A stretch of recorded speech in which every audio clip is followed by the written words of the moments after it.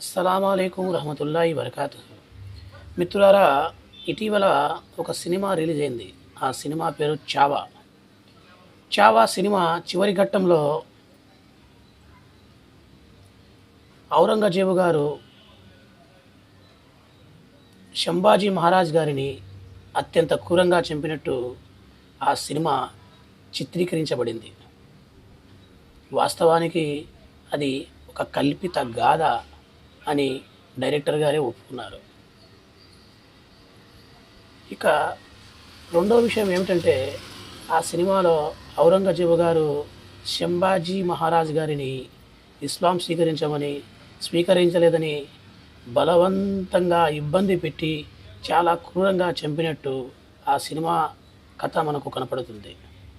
మిత్రులారా, ఒకసారి మనం చరిత్రను చూస్తే దైవ ధర్మం కోసం ప్రాణాలను త్యాగం చేసిన వారే కనపడతారు, కానీ దైవ ధర్మాన్ని ఆచరించకుంటే ప్రాణాలు తీస్తామన్న వారు ఎవ్వరూ కనపడరు.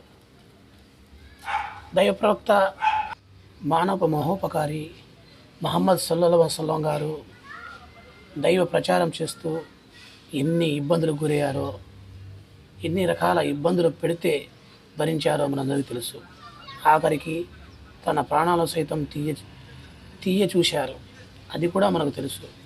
అలాగే దైవ ధర్మం కోసం సుమయ్య రజియల్లాహు అన్హు గారు షహీద్ అయ్యారు, హంజా రజియల్లాహు అన్హు గారు షహీద్ అయ్యారు, బిలాల్ రజియల్లాహు అన్హు గారిని ఎన్ని రకాల ఇబ్బందులు పెట్టారో, ఎన్ని రకాల బాధలకు గురి చేశారో, ఎంతగా హింసించారో మనందరికీ తెలుసు.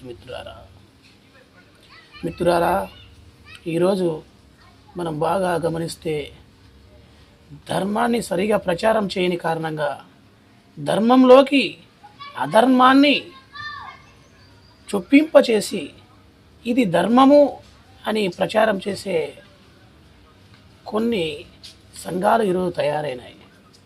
కాబట్టి మేలుకోండి సోదరులారా, మేలుకోండి. ధర్మాన్ని ధర్మంగా ప్రజల ముందు అందించే చేయండి. ధర్మాన్ని కాపాడండి, అప్పుడు ధర్మం మిమ్మల్ని కాపాడుతుంది. మిత్రులందరికీ జై హింద్.